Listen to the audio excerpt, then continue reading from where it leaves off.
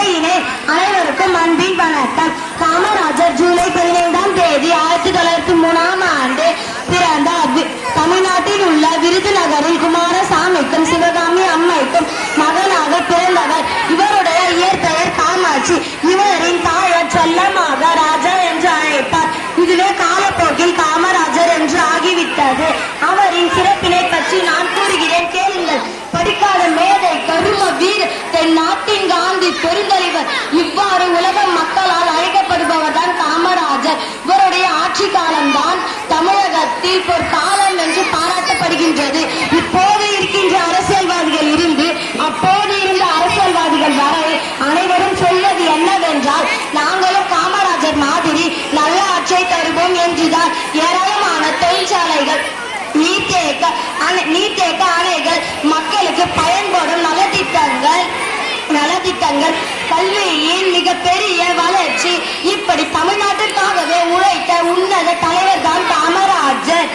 அவரின் பிறந்த நாள் இன்றைய நாள் ஜூலை 15ஆம் தேதி.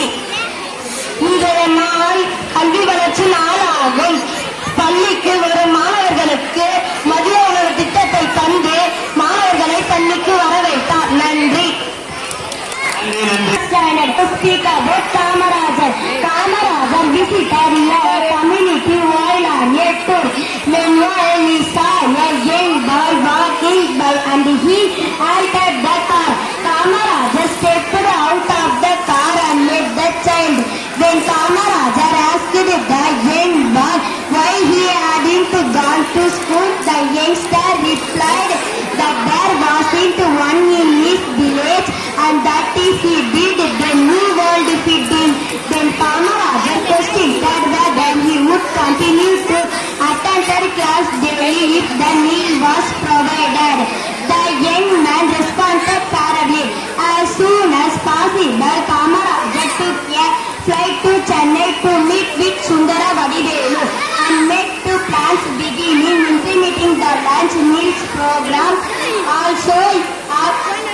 also known as the midday meal program, in the years following Tamil Nadu's independence.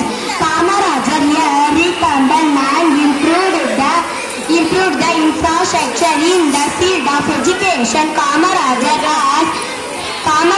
has made several crucial judgments.